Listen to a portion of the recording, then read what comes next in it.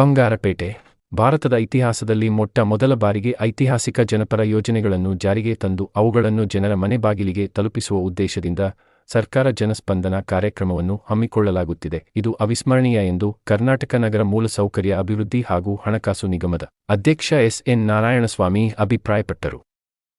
ತಾಲೂಕಿನ ಬೂದಿಕೋಟೆ ಗ್ರಾಮದಲ್ಲಿ ತಾಲೂಕು ಆಡಳಿತ ವತಿಯಿಂದ ನಿಮ್ಮ ಅಹವಾಲಿಗೆ ನಮ್ಮ ಸ್ಪಂದನೆ ಎಂಬ ಶೀರ್ಷಿಕೆಯಡಿಯಲ್ಲಿ ಆಯೋಜಿಸಲಾಗಿದ್ದ ಜನಸ್ಪಂದನ ಕಾರ್ಯಕ್ರಮವನ್ನು ಉದ್ಘಾಟಿಸಿ ಮಾತನಾಡಿದ ಅವರು, ಕಾಂಗ್ರೆಸ್ ಸರ್ಕಾರ ಅಧಿಕಾರಕ್ಕೆ ಬಂದ ನಂತರ ಗೃಹಲಕ್ಷ್ಮಿ, ಗೃಹಜ್ಯೋತಿ, ಯುವ ನಿಧಿ, ಶಕ್ತಿ, ಅನ್ನ ಭಾಗ್ಯ ಯೋಜನೆಗಳನ್ನು ಜಾರಿಗೆ ತಂದು ಜಾತಿ, ಮತ, ಧರ್ಮ ಎಲ್ಲೆಯನ್ನು ಮೀರಿ ಎಲ್ಲಾ ವರ್ಗದವರಿಗೆ ಜನರ ಮನೆ ಬಾಗಿಲಿಗೆ ತಲುಪಿಸುತ್ತಿದೆ. ಆ ಮೂಲಕ ಅಭಿವೃದ್ಧಿ ಪಥದತ್ತ ರಾಜ್ಯವನ್ನು ಕೊಂಡೊಯ್ಯುವ ಮಹತ್ವಾಕಾಂಕ್ಷಿ ಗುರಿಯನ್ನು ಹೊಂದಿದೆ ಎಂದರು. ಉಪಕಾರ ಸ್ಮರಣೆ ಮರೆತ ಜನ ಲೋಕಸಭಾ ಚುನಾವಣೆಯಲ್ಲಿ ಗ್ಯಾರಂಟಿ ಯೋಜನೆಗಳು ಕೈಹಿಡಿಯುತ್ತದೆ ಎಂಬ ಆಶಾಭಾವನೆ ನಮ್ಮದಾಗಿತ್ತು. ಆದರೆ ರಾಜ್ಯದ ಜನ ಉಪಕಾರ ಸ್ಮರಣೆಯನ್ನು ಮರೆತು ವಿರೋಧ ಪಕ್ಷಕ್ಕೆ ಅವಕಾಶ ಕಲ್ಪಿಸಿರುವುದು ಅತ್ಯಂತ ಬೇಸರದ ಸಂಗತಿ. ಆದರೂ ಸಹ ಜನರ ಸಮಸ್ಯೆಗಳಿಗೆ ಸ್ಪಂದಿಸಲು ಕಾಂಗ್ರೆಸ್ ಸರ್ಕಾರ ಬದ್ಧವಾಗಿದೆ. ಪಿಎಲ್ಡಿ ಮತ್ತು ಡಿಸಿಸಿ ಬ್ಯಾಂಕ್ಗಳಲ್ಲಿ ರೈತರು ಮಾಡಿರುವ ಸಾಲದ ಬಡ್ಡಿಯನ್ನು ಮನ್ನಾ ಮಾಡಲಾಗಿದೆ. ಇದರೊಟ್ಟಿಗೆ ಬೂದಿಕೋಟೆ ಹೋಬಳಿಯ ಸಮಗ್ರ ಅಭಿವೃದ್ಧಿಗೆ 80 ಕೋಟಿ ಹಣವನ್ನು ಮಂಜೂರು ಮಾಡಲಾಗಿದೆ ಹಾಗೂ ಇಲ್ಲಿನ ಸಾರ್ವಜನಿಕ ಆಸ್ಪತ್ರೆಯನ್ನು ಉನ್ನತೀಕರಿಸಲಾಗುವುದು ಎಂದರು.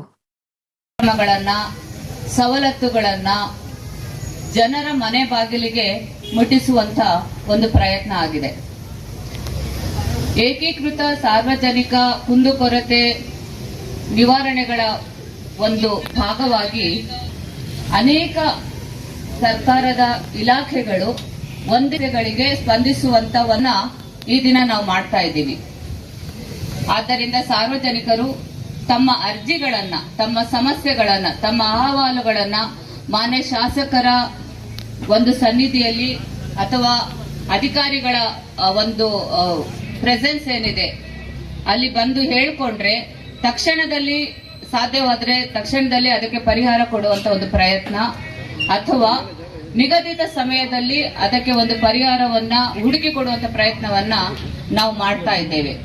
ಮಹಿಳೆಯರು, ಹಿರಿಯ ನಾಗರಿಕರು ಮತ್ತು ವಿಶೇಷ ಚೇತನರು ಯಾರಾದ್ರೂ ಇದ್ರೆ ಅವರು ಮೊದಲು ಬಂದು ಅರ್ಜಿಗಳನ್ನ ಸಲ್ಲಿಸಿ ನಂತರದಲ್ಲಿ ತಮ್ಮೆಲ್ಲರಿಗೂ ಕೂಡ ಅವಕಾಶವನ್ನು ಕೊಡಲಾಗುವುದು. ನಮ್ಮ ಸಹಾಯಕ ಕಮಿಷನರ್ ಆಗಿರ್ತಕ್ಕಂಥ ಡಾಕ್ಟರ್ ಮೈತ್ರಿ ಮೇಡಮ್ ಅವರು, ತಹಸೀಲ್ದಾರ್ ಆಗಿರ್ತಕ್ಕಂಥ ರಶ್ಮಿ ಮೇಡಮ್ ಅವರು, ಹಿಒ ರವಿಕುಮಾರ್ ಆದಿಯಾಗಿ ಕೇಳ್ತಕ್ಕಂಥ ಜನಸ್ಪಂದನ ಕಾರ್ಯಕ್ರಮವನ್ನು ಮಾಡಿದ್ದೇವೆ. ಸುಮಾರು 250ಕ್ಕೂ ಮೇಲ್ಪಟ್ಟು ಅರ್ಜಿಗಳನ್ನು ಸ್ವೀಕಾರ ಮಾಡಿದ್ದೇವೆ. ಕಂದಾಯ ಇಲಾಖೆ, ಪಂಚಾಯಿತಿ ಇಲಾಖೆ, ಇನ್ನಿತರೆ ಸಮಸ್ಯೆಗಳ ಬಗ್ಗೆ ರೇಷನ್ ಕಾರ್ಡ್ ಆಗ್ಬೋದು, ಓಲ್ಡೇಜ್ ಪೆನ್ಷನ್ ಆಗ್ಬೋದು, ಬಹುದಿವಾಸ ಖಾತೆ, ಮಶಾಣ ಸರ್ವೆ, ಇಂಥ ಗಂಭೀರವಾದ ಸಮಸ್ಯೆಗಳ ಬಗ್ಗೆ ಇವತ್ತು ಗ್ರಾಮಸ್ಥರು, ಮುಖಂಡರು ಬಂದು ತಮ್ಮ ಮನವಿಗಳನ್ನು ಕೊಟ್ಟಿದ್ದಾರೆ. ಆ ಮನವಿಗಳಿಗೆ ಸ್ಪಂದಿಸಿ ನಾವು ಇವತ್ತು ಕೆಲವನ್ನ ಸ್ಥಳದಲ್ಲೇ ಪರಿಹಾರ ಮಾಡಿದ್ದೇವೆ. ಸರ್ವೆ ಮಾಡತಕ್ಕಂಥ ಮಶಾಣಗಳನ್ನು ಸರ್ವೆ ಮಾಡತಕ್ಕಂಥ ಕೆಲಸವನ್ನು ಹೇಳಿಲ್ಲರವರು ಇವತ್ತು ವಹಿಸ್ಕೊಟ್ಟಿದ್ದೇವೆ.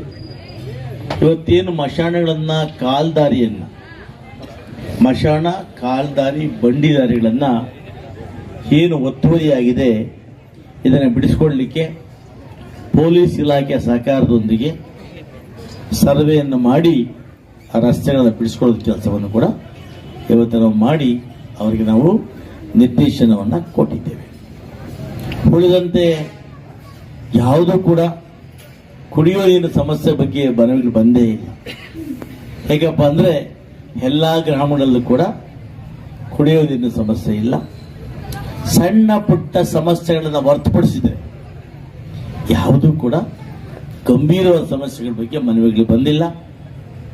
ಆದರೆ ಇವತ್ತು ಈ ಜನಸ್ಪಂದನ ಸಭೆಗೆ ಬಹಳಷ್ಟು ಮಂದಿ ಬಂದು ಒಳ್ಳೆಯ ಪ್ರೋತ್ಸಾಹವನ್ನು ಕೊಟ್ಟಿದ್ದಾರೆ.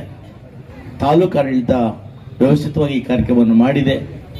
ಭವಿಷ್ಯ ಬಂದಿರತಕ್ಕಂಥ ಎಲ್ಲ ಫಲಾನುಭವಿಗಳಿಗೆ, ಅರ್ಜಿತ ರೈತರಿಗೆ ಬಹುಶಃ ಒಂದು ಪರಿಹಾರ ಸಿಕ್ಕಿದೆ ಎಂದು ನಾನಾದರೂ ಭಾವಿಸ್ತೇನೆ. ಇವತ್ತೇನು ನಾವು ಜನಸ್ಪಂದನ ಸಭೆಯಲ್ಲಿ ಮನವಿಗಳ ಸ್ವೀಕಾರ ಮಾಡಿದ್ದೇವೆ, ಅದನ್ನು ಇಲಾಖಾವಾರು ವಿಂಗಡಣೆ ಮಾಡಿ ನಮ್ಮ ಅಸಿಸ್ಟೆಂಟ್ ಕಮಿಷನರ್ ಸೂಚನೆ ಮೇರೆಗೆ ರಶ್ಮಿ ಮತ್ತು ಎಲ್ಲ ಇಲಾಖಾ ಅಧಿಕಾರಿಗಳು ಆಯಾ ಅರ್ಜಿಗಳ ಸಂಬಂಧಪಟ್ಟ ವಿಚಾರದ ಬಗ್ಗೆ ಸೂಕ್ತ ಗಮನವನ್ನು ಹರಿಸಿ 15 ದಿವಸಗಳ ಒಳಗಾಗಿ ಈ ಸಮಸ್ಯೆಗಳಿಗೆ ಸ್ಪಂದಿಸುವಂಥ ಕೆಲಸವನ್ನು ಮಾಡಿ ಇವತ್ತು ಬಹುಶಃ ಈ ಜನಸ್ಪಂದನ ಕಾರ್ಯಕ್ರಮ ಏನಿದೆ ಸರ್ಕಾರಿ ಕಾರ್ಯಕ್ರಮ ಬಹುಶಃ ಬಹಳ ಚೆನ್ನಾಗಿ ಯಶಸ್ವಿಯಾಗಿದೆ. ಬೂದಿಕೋಟೆಯ ಗಡಿನಾಡು ಭಾಗದಲ್ಲಿ ಈ ಕಾರ್ಯಕ್ರಮ ಹಮ್ಮಿಕೊಂಡಿದ್ದು ಇವತ್ತು ತಮಿಳುನಾಡಿನ ಬಾರ್ಡರ್ ಪ್ರದೇಶದಲ್ಲಿ ಅನೇಕ ಜಲವಂತ ಸಮಸ್ಯೆಗಳಿಗೆ ಇವತ್ತು ಪರಿಹಾರ ಕೊಡುವ ಕೆಲಸವನ್ನು ಈ ಜನಸ್ಪಂದನೆ ಕಾರ್ಯಕ್ರಮದ ಮುಖಾಂತರ ಮಾಡಿದ್ದೇವೆ. ಹಾಗಾಗಿ ಇವತ್ತು ಬಹುಶಃ ಬಂದಿರತಕ್ಕಂಥ ಎಲ್ಲ ಫಲಾನುಭವಿಗಳಿಗೆ ಅಥವಾ ಅರ್ಹರಿಗೆ ಸಮಸ್ಯೆಗೆ ಪರಿಹಾರ ಸಿಕ್ಕಿದೆ ಎಂದು ನಾನಾದರೂ ಭಾವಿಸ್ತೇನೆ.